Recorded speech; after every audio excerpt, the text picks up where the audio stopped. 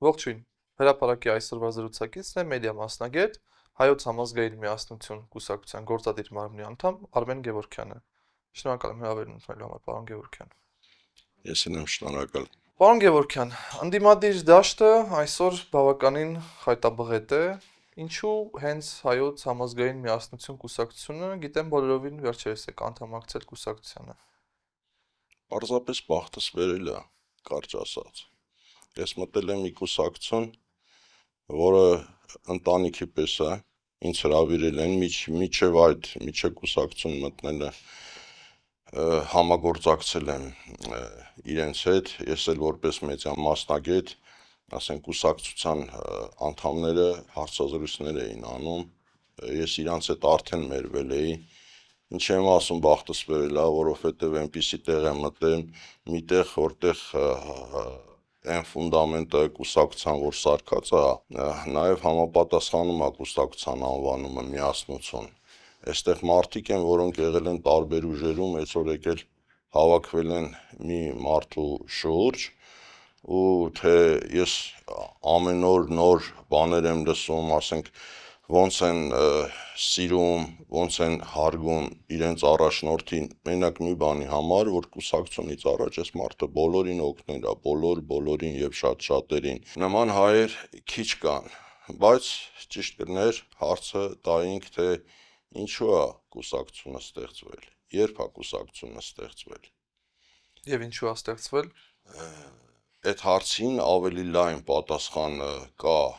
մեր վերջերս փետրվարի 21-ին տեղի ունեցավ համագումար,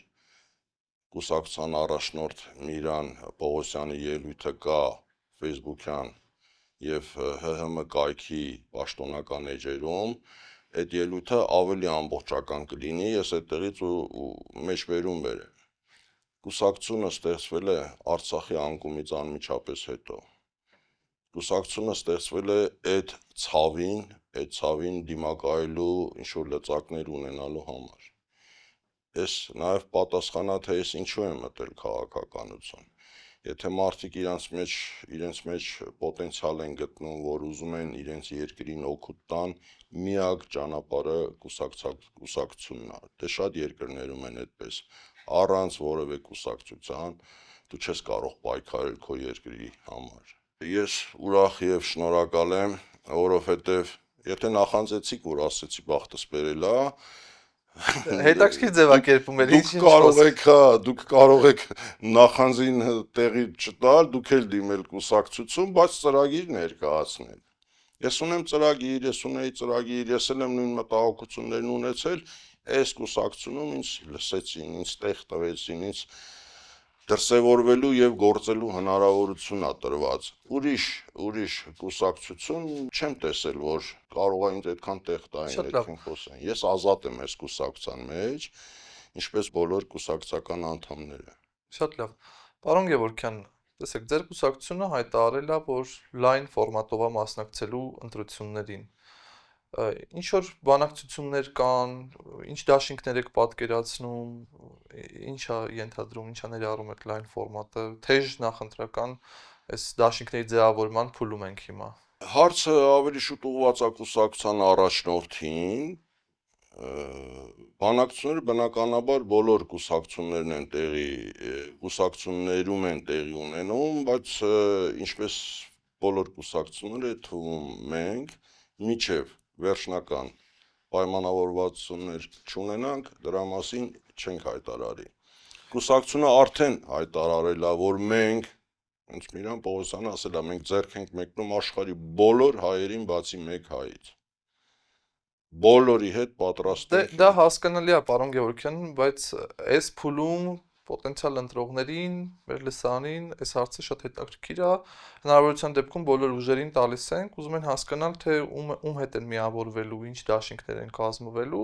Որոշ ուժեր բացում են փակագծերը, որոշ ուժեր չեն բացում։ Դուք հիմա չեք բացում փակագծը։ Այս բանը ես փակագիծ չունեմ բացելու։ Շատ լավ։ Այստեղից մեր հաջորդ հարցը հետևի։ Տեսեք, բացի մեկից ասում եք, բոլորս հասկանում ենք կարծես այդ մեկը ով է, այդ մի ուժը որն է։ Բայց այսինքն ԿՊԱ-ականներին էլ ենք ձեռք մեկնում։ ԿՊԱ-ականներին էլ եք ձեռք Բա մեկնել։ իհարկե, բա ասում եմ մեկ անձից, այսինքն ամբողջ ԿՊ-ի կուսակցականները, ԿՊ անդամները բոլորի հետ մենք կհամագործակցենք։ Շատ լավ, տեսեք, կան օրինակ ուժեր, որ ասում են կհամագործակցեն բոլորի հետ բացի իշխանություններից եւ իրենց սատելիտ ուժերից։ Դուք, այսինքն հիմա ԿՊԱ-ականների հետ էլ այդ նույն սատելիտ համարվող ուժերին էլ պատրաստ եք ձեռք մեկնել, հա, ինչ որ եզրեր գտնել համագործակցության։ Այդ ԿՊԱ-ականները, որ հիմա այդպես ասենք մոնստր են դարձել կամ սատելիտ ուժերը, դա գտնվում է քարոզչական դաշտում։ Ընդհանրապես ՔՊ Նիկոլ Փաշինյան գոյություն այլևս չունեն։ Իրանք գոյություն ունեն միայն քարոզչա դաշտում։ Դուրս եք գալիս Facebook-ից, թեկուզ մարզեր գնաք, նրանք գոյություն չունեն։ Հակառակը, եթե մենք լսում ենք մարդկանց արձագանքները իրենց մասին, մենք հասկանում ենք։ Հիմա այստեղ մի փոքրիկ խմբակ, մի 10 հոգյանոց, որին հաջողվել է Հայաստանում իշխանության լինել, ու այս պահին այն տպավորությունն է, որ ասենք լավ 2-3 հազար մարդ էլ աջակցում է, ուժային կառույցները աջակցում են, բայց ինչ տեղի կունենա, երբ որ ասենք ժողովուրդը ոտքի կանգնի, ուժայինները կաջակցեն, չեն աջակցի, ՔՊ-ն իր ամբողջական, չգիտեմ քանի հազար անդամ ունեն, կաջակցեն, վստահ եմ չեն աջակցի, այդ սատելիտ ուժերը ուղղակի գոյություն չեն ունենա։ Հենց մեկ Արամ Սարգսյանը կասի, առաջինը կասի կրիմինալ։ Շատ լավ, պարոն Գևորգյան, տեսեք, գաղտնիք չէ, որ շատ սահմանափակ ուժեր հնարավորություն կունենան անցնելու խորհրդարան։ Մտավախություն չունեք, որ անցողիկ շեմը չեք հաղթահարի ու այդպիսով ձեր ընտրողների ձայները կփոշիանան։ Չէ, չունեմ։ Եթե պիտի կասկած ունենանք, ինչի ենք մտել այս ամեն ինչի մեջ։ Կատարել եք արդյոք հարցումներ, որոնք հիմք են տալիս ձեզ այդ բանը եւ վստահությանը գալու։ Անկեղծ անամ, նոր պատրաստում ենք այս ամսվա մեջ հարցումներ անցկացնելու մեր հարցաթերթիկով իհարկե։ Տեսեք, Իշխան Սաղաթելյանը Դաշնակցությունից, Հայաստան Դաշինքից առաջարկ հայտարարություն, ասենք, առաջարկով է հանդես եկել խարտիա ստորագրելու ընդդիմադիր ուժերին, որ համագործակցության չեն գնալու իշխանությունների հետ։ Խմորումները ինչպես կգնան չգիտենք, բայց ձեր կուսակցությունը պատրաստակամ է նման խարտիա ստորագրելու, եթե բանը դրան հասնի։ Խնդիրը պետք է այսպես դնել, խնդիրը ոչ թե ազգային ժողով մտնելն է, այլ ինչպես հեռացնել Նիկոլ Փաշինյանին։ Եթե ազգային ժողով մտնելով այդ խնդիրը չի լուծվելու, կարող ենք, չէ, քաղաքականությունն էլ է շախմատ, չէ, քաղաքական շախմատային այդ խաղադաշտը մեզ տեսանելի է։ Եթե դա չի նպաստելու Նիկոլ Փաշինյանի հեռացմանը, բնականաբար մենք այդպես տեղերի չենք գնա։ Մենք կգնանք ամեն ինչի, ինչը տանելու է Նիկոլ Փաշինյանի հեռացմանը, այդ անձի հեռացմանը։ Չգիտեմ ինչքանով է Իշխան Սաղաթելյանի ասածը հիմա իմ կոնտեքստում տեղավորվում, ու այնպես չի, որ մենք կուսակցությունում դա քննարկել ենք, ես հիմա կուսակցական կարծիք եմ ասում։ Շատ լավ։ Տեսեք, վերջին շրջանում տպավորությունն է, որ այս ընտրապայքարը տեղափոխվել է ինտերնետային հարթություն, Facebook-յան տիրույթ, շատ ակտիվ պայքարում են իշխանությունները ու տպավորություն ուզում ստեղծել, նաև հայտարարում են, որ գնում են ավելի շատ ձայներ հավաքելու, քան 21 թվին էր։ Այս մասով նաև որպես մեդիա մասնագետ, ինչ եք կարծում, ինչ վիճակում եք, ինչ ցուցանիշներ կան, ինչն է խոսում դրա մասին, որ հնարավոր է ընտրություններով հաղթել կամ չհաղթել, այս ազդեցությունները ինչպիսին են, որքանով են։ Քիչ առաջ ասեցի, որ իրան գոյություն ունեն մեծադաշտում միայն, ինչա տեղի ունենում, ոնց են զանգվածաբար մոլորեցնում մեր ժողովրդին։ Չգիտեմ ձեր հաղորդումը ինչքան ժամանակ կարա թույլ տա, որտեղ ես մոտենում եմ մի տարողունակ թեմային, բայց փորձեմ հակիրճ նկարագրել, հակիրճ։ Ուրեմն կա իրականություն։ Ստեղծվում է մի հատ կեղծ իրականություն։ Ստեղծվում է երկրորդ կեղծ իրականությունը։ Երկու կեղծ իրականությունը իրար հետ պայքարում են։ Մեկը կարա լինի իշխանական մի իրականությունը նույնիսկ կարա լինի ընդդիմադիր կամ ասենք սատելիտներով, բայց իրականությունը մնում է մարդկանց անհասանելի։ Երբ որ ստեղծվում է կեղծ իրականությունը հենց հասարակությունը պառակտելու գործիք է։ Կեղծ իրականությամբ են պառակտում, կեղծ պայքարներ ա գնում։ Իսկ եթե ճշմարտությունը քարոզվի, ճիշտը քարոզվի, չէ, ճիշտը միակն է, չէ։ Ճիշտը միակն է, եթե դու ճիշտը ասում ես, մարդկանց մեջ պառակտում չի առաջանում։ Ընդհակառակը, երբ որ դու ճշմարտությունն ես ասում, մարդիկ համաձայն են, հասարակությունը սկսում է համախմբվել ճշմարտության շուրջ։ Իսկ երբ որ կեղծ որևէ, չէ, իրականությունն են ներկայացնում, մարդու մեջ տեղի է ունենում, ճիշտը կասկած է առաջանում, մյուս խմբի մեջ էլ է կասկած առաջանում, կասկածն ինչ է, ինչ-որ մարդկանց խմբեր գնում են մի կասկածի հետևից, ինչ-որ մարդկանց խմբեր մի ուրիշ կասկածի հետև, հետո այդ կասկածները բերում է պառակտման, պառակտումը, հասարակությունը պառակտելը, դա տեխնոլոգիա է, որ կիրառում են, ես ասեմ, որ մեծադաշտում այդքան չի երևում, բայց հարձակումները հայ առաքելական Սուրբ եկեղեցու վրա այդ պահից սկսած 6-7 ամիս է Հայաստանում տեղի է ունենում համախմբում։ Այդ համախմբումը դուք ինչի մեծադաշտում չեք նկատի, որովհետև մեծադաշտում իշխում են իրենք։ Իշխել մեծադաշտում, այսպես ասեմ, հեռուստատեսությամբ, սոցիալական ցանցերով, թերթերով, կայքերով, մնացած տաքսիստներով, չէ, տաքսիստների գվարդիա կա 50,000-ով գալիս են Facebook-ում բան են գրում։ Այդքանով հանդերձ իրենք հասանելի են մեր ժողովրդի 80%-ին, 2 միլիոնին։ Անընդհատ այդ կեղծ իրականությունը 2 միլիոն մարդու մատուցվում է։ Իրանց այդ կասկածները, որ ասում եմ, չէ, պառակտում, այսինքն այդ քարոզով իրենք խորացնում են պառակտումը։ Ինչի են խորացնում, ինչի են պառակտված, որտեղ պառակտված հասարակությունից որոշ պատառիկներ հույս ունեն, որ իրենց կքվեարկեն։ Ու ինչի է խեղդվում ճշմարտությունը։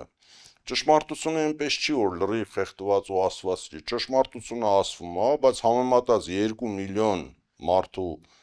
մեջ, ասենք լավագույն դեպքում 50,000, 100,000, բայց 100,000-ը հազվադեպ է պատահում։ Երբ որ ճշմարտությունը հասանելի լինի, առնվազն 300-ից 500,000 մարդու, նա 3 անգամ ավել ռեզոնանս կտա, միլիոն ու կես մարդու, եթե ճշմարտությունը հասանելի լինի, այդ 2 միլիոնը իրանց քանդվելու է։ Իրանց այդ թիրախային 2 միլիոնի մեջից իրենք ունեն ընդամենը 10%։ Իրենց լավագույն թիվը, իրենց սատարողների 200,000 մարդն է, տեսեք թվերով եմ խոսում, 200,000 մարդն է, չնայած այդ 200,000 մարդուց ինչքանը իրանց պիտի ձեն տան, իրանք խոսում են, ասենք 60% կհավաքենք, բան անենք, դե Պարոն Գևորգյան, խաբեություն է այդ դուք ամեն ինչը։ մասամբ իմ հաջորդ հարցին էլ պատասխանեցիք։ Հիմա թերևս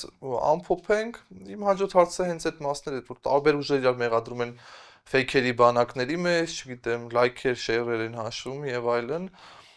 Ըստ ձեզ, փաստորեն նաև որպես մասնագետ, հա, մեդիա մասնագետ, դուք կարծում եք սա այն արդյունքը ամեն դեպքում չի ունենալու, ինչի վրա հույս են դնում իշխանությունները։ Դուք կուրսի եք, որ վերջին 24 թվականի տվյալներով հայկական Facebook-ը լքել է մոտ 300,000 մարդ, հայ։ Ոչ տեղյակ չէի։ Հիմա դրա փոխարեն այդ լցվել են, ասենք, ֆեյքերով, լցրել են, այդ վաղուցվա բան է, դա չի աշխատում։ Նույնիսկ այսօր հենց Փաշինյանի ստատուսների տակ, ասենք, ինչ է կատարվում, ասենք, խայտառակությունը։ Եթե որևէ մի քաղաքական ուժ դա համարի, որ վայ ֆեյքերի բանակը արդեն տպավորություն է ժողովրդի մեջ, դա այդպես չի, դա կեղծ Փաշինյանի լայքերի մեջ նաև այդ լեգենդար վիետնամցիներ, պակիստանցիներ, ինչ որ անհայտ բանը,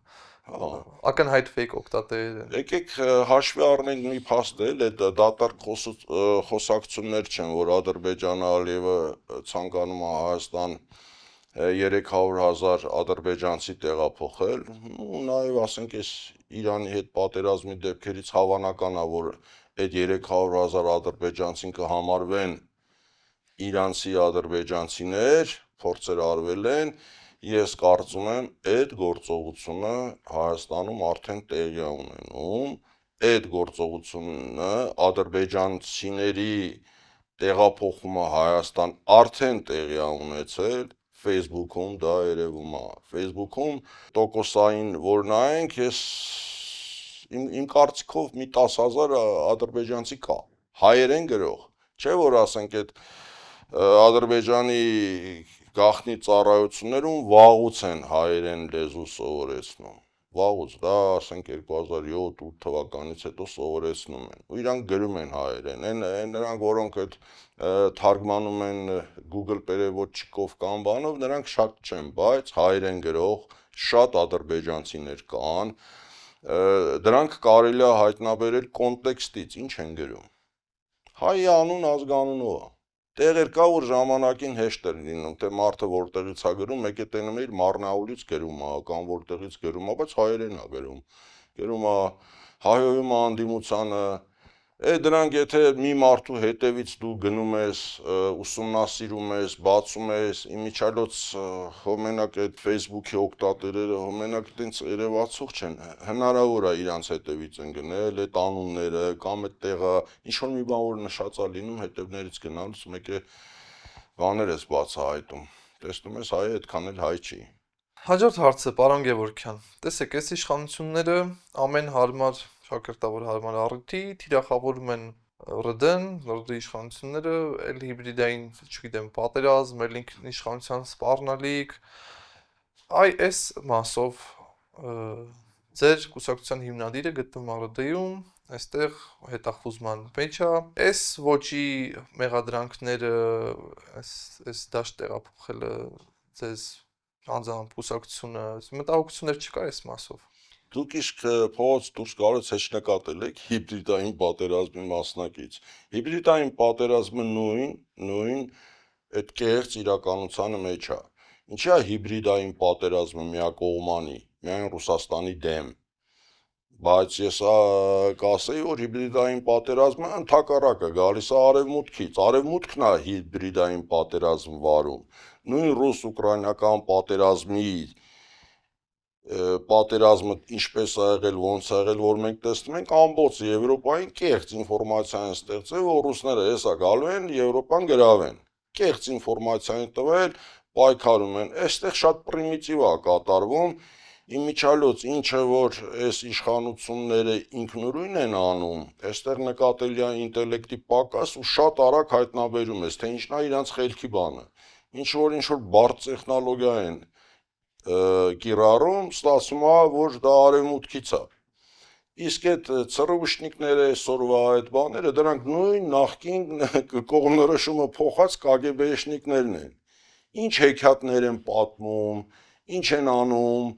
ասեք Պողոսյանի վրա, ինչի միայն Պողոսյանի վրա, շատերի վրա կեղծ բաներ են տարածում, այն մարդը որ կանգնում է, ասենք այդ կեղծիքին չի գնում, չէ ինչի չի գնում, մարդ կա որ սկզբից 18 թվականից ինչ ուներ չուներ տվեց բանից պայք, ուրեմն տակը բան կար, իսկ երբ է մարդը դիմադրում դրան, երբ որ ինքը մաքուր է։ Այսինքն, պարոն Գևորգյան, մի բան էլ ավելացնեմ, շատ ներողություն իհարկե,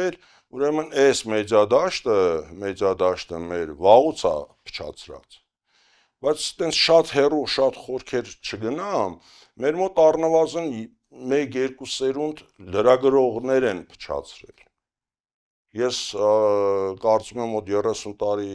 լրագրող լինելով իրավունք ինձ վերապահում եմ ասեմ, ես չեմ կարողանում ասել նոր սերնդի լրագրողների հետ աշխատել այդ դաշտում, լրագրողական լրագրողների միջոցով անձերին վարկաբեկման գործընթաց է։ Հիշենք լուսահոգի, ասենք Մանվել Գրիգորյանին։ Մանվել Գրիգորյանը իր կյանքում առաջին հարցազրույցը ինձ ա տվել 90-ականներին։ Ես վերցրել եմ շատ խորը, ասենք 2 կասետ այն ժամանակ կասետներով ձայնագրել եմ, ես գիտեմ ինքը ինչ մարդ է։ Ես գիտեմ, որ իր հետևից կար 5000 զինվոր, ամեն տարի ուխտագնացություններ տեղի ունենում Արցախի այն վայրերում, որտեղ Մանվել Գրիգորյանի զորքը զոհ ուներ, մատուռներ սարքած, ու հոպատահական չի, որ 18 թվականին առաջինը հենց տիրախավորվեց Մանվել Գրիգորյանը, ինչ-որ կանսերվա գողացող սարքեցին, ամոթել էր։ Պարոն Գևորգյան, այսինքն այս տեսեք հակահետախուզություն էլ հայտարարություններ տարածել հնարավոր միջամտության մասին, չգիտեմ, ընտրություններին, այս սպառնալիքները, այսպես ասած, իշխանությունների, որ միութենական կազմ ուզեն տեղափոխել, Այսինքն այդ մտահոգությունը այդ մասով չունեք, որ կուսակցությունը Միրան Պողոսյանի հետ են կապում ու Ռուսաստանի մարդ հռչակում Միրան Պողոսյանին ու թե կան իշխանության միութենական կազմ կմտցնեն եւ այլն։ Հռչակում են, չէ։ Օրինակ, երկու օրինակ ա եղել։ Մեկը, որ Վիտալի Բալասանյանը հայտարարել է, չէ, որ մենք մտնում ենք հեսա ռուսական այդ, չգիտեմ, այդ բանը հələ չի ստեղծվի, բայց այս մարդիկ մտնում են։ Վիտալի Բալասանյանին իշխանական քարոզչամեքենան ներկայացնում է Սամվել Կարապետյանի կողմնակից ու ստացվում է ու իրանք ասում են, վայ Սամվել Կարապետյանը տեսեք, չէ, ռուսակը Հայաստանը ուզում է մտցնի Ռուսաստանի կազմի մեջ, Սամվել Կարապետյանը մեր ինքնիշխանության դեմ է, բայց հիմա եթե մի հատ թմրամոլ ու շատ հավանական թմրամոլ, ասենք գովերքում է Նիկոլ Փաշինյանին, ես իրա ցավը տանեմ, ես իրա չգիտեմ ինչերը ուտեմ, չուտեմ, հո մենք չենք մտածում, որ Նիկոլ Փաշինյանի կողմնակիցները բոլորը թմրամոլներ են։ Սամվել Կարապետյանը հայտարարել է, որ ինքը այդ գիծն է։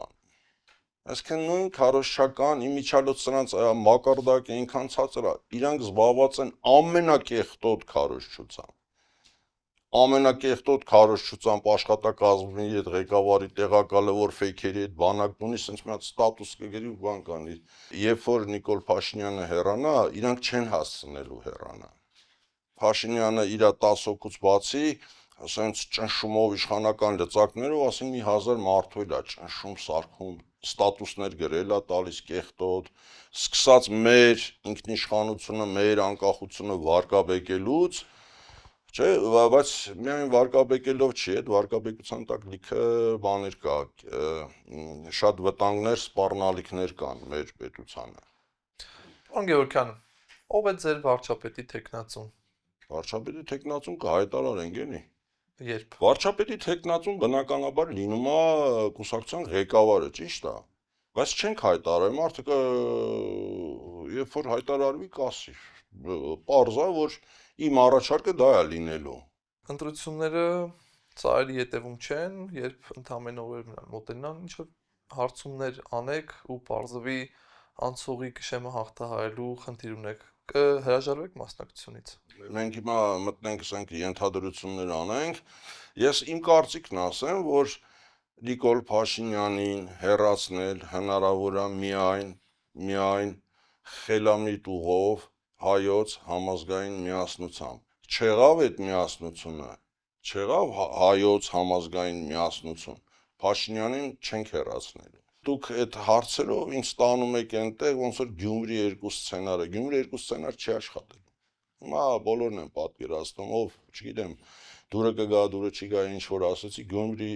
2 սցենարով Նիկոլ Փաշինյանը մնում է իշխանություն։ Նիկոլ Փաշինյանը Հայաստանի Հանրապետության համար հենց հիմա գոյաբանական սպառնալիք է։ Նիկոլ Փաշինյանի մնալը նշանակում է Հայաստանի ոչնչացում։ Մի քանի օրինակ կարող են բերել, սահմանադրության փոփոխություն, որ ասում են, չէ, շերտեր կա, որ չեն նկատում։ Ասում են, լավ, Ալիևը պահանջում է հռչակագիրը հանել մեջից, դրան է ուղված, շնորհիվ իրանք ոչ մի խելամիտ բաներ չեն ասել, բայց նա շատ վտանգավոր բաներ է ասում, չէ։ Նիկոլ Փաշինյանը խոսում է 4-րդ հանրապետության մասին, չէ։ Մեր անկախության փաստաթղթով մենք մեզ իրավահաջորդ ընդունել ենք սովետական Հայաստանի իրավահաջորդությունն ենք ընդունել։ Ինչի՞։ Որովհետև Գարեգին Նժդեհը, երբ որ հաջողվեց Սյունիքը պահել ու Սյունիքը որ բոլշևիկներին որ տվեցին, Հայաստանը արդեն դարձավ սովետական Հայաստան, ավելի մեծ Հայաստան, քան առաջին հանրապետություն։ Եթե մենք 91 մեր հռչակագրով ընդունեինք,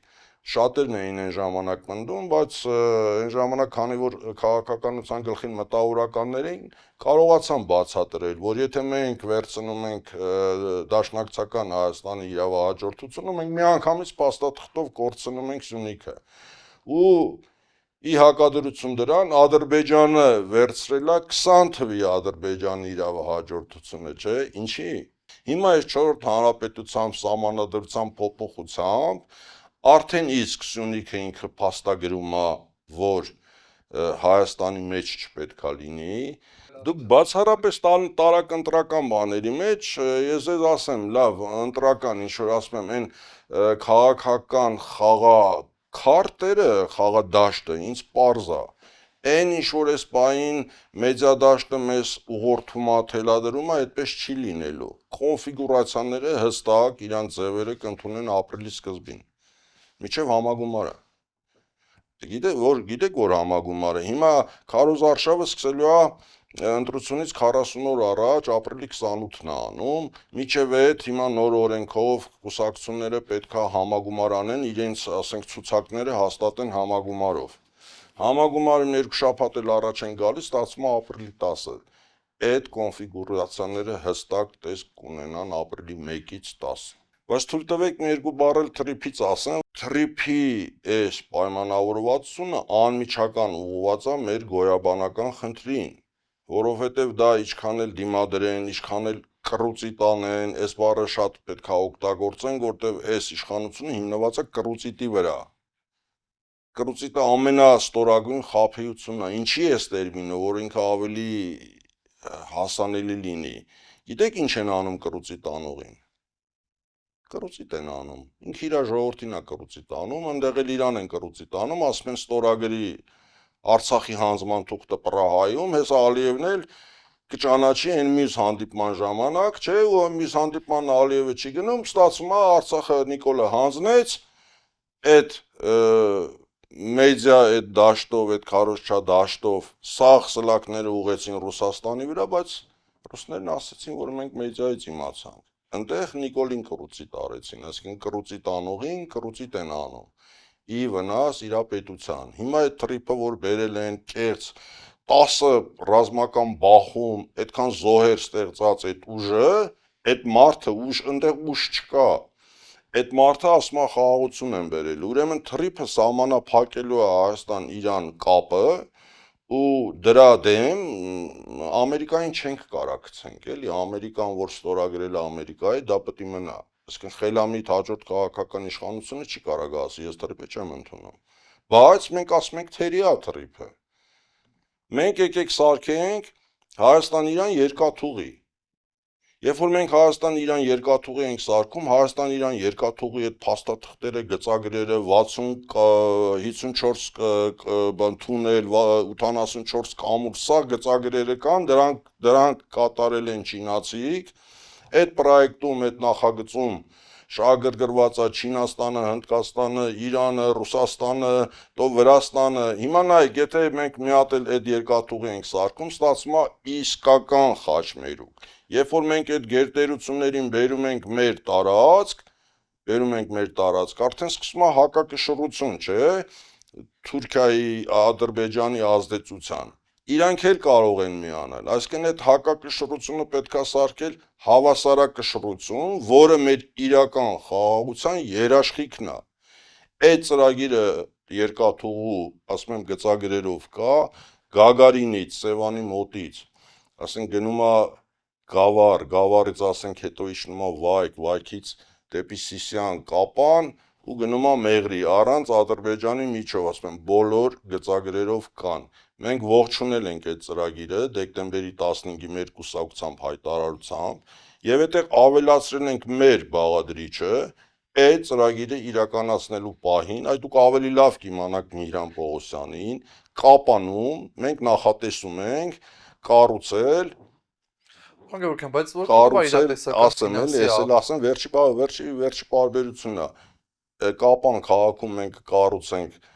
մշակութա-կրոնա էթնիկական կենտրոն, որտեղ կլինեն Չինաստան, Հնդկաստան, Պարսկաստան, բոլոր այդ, ասենք, շահագրգռները, եւ դա իր վրա վերցրել է Միհրան Պողոսյանը։ Ասել է, որ ես դա կանեմ իր կապերով, իր բիզնես կապերով։ Շատ հետաքրքիր բան ասացիք, ինչ խոսքը Սևանի կողմից, Գագարինից Գավառով, Վայքով, Սյունիք, բայց ֆինանսի առումով որքանով է սա իրատեսական, իրագործելի։ Ծրագիրը հաշվարկված է, արդեն իսկ հաշվարկված է 3.2 միլիարդ դոլար, ճիշտ կլինի Հայաստանի Հանրապետությունը գոնե 1 միլիարդով մասնակցի, որտեղ դա արդեն տնտեսական ծրագիր է, դա եկամտաբեր ծրագիր է, դա Սևանցին իր, ասենք, ձուկը, իր պամիդորը կարատանի, ասենք, մի օրվա մեջ ագարակում, մեղրիում, վաճառի հետ գա, դա բիզնես ծրագիր է, էլ չասեմ, որ այդ երկաթուղով կապվում ենք արդեն Հնդկաստանի հետ, Իրանի միջոցով կապվում ենք եւ Հնդկաստանի հետ, եւ Չինաստանի հետ, եւ այդտեղ, ասենք, մենք մի երկիր անցնելով Հայաստանը դուրս է գալիս ծով։ Մենք հիմա թրիփը եթե լինում է, մենք չենք կարողանում ծով դուրս գալ։ Իսկ երբ որ մենք ծով ելք ենք ունենում, ծովային ճանապարհով դա ամենաէժանն է, չէ՞, մեր ապրանքները էժանանում են, չէ՞։ Այդ ամբողջ բնակչությունը 160-ից 200,000 բնակչություն կա Գագարինից մինչև Ագարակ։ Այդ մարդիկ սկսելու են հարստանալ։ Ու դուք կտեսնեք այդ ծրագրին մասնակցող եւ քաղաքական ուժերը եւ կազմակերպությունները եւ անձամբ Իրան Պողոսյանը ինչեր անելու։ Խոստանում ենք, դա խոստանում ենք։ Իսկ այդ ընտրական կոնֆիգուրացիաները ապրիլի 1-ից 10-ը հստակ կլինի։ Շատ լավ։ Շնորհակալ եմ զրույցի համար, պարոն Գևորգյան։ Ընտրեմ։ Հիշեցնեմ իմ զրուցակիցներ մեդիա մասնագետ, Հայոց համազգային միասնություն կուսակցության գործադիր մարմնի անդամ Արմեն Գևորգյանը։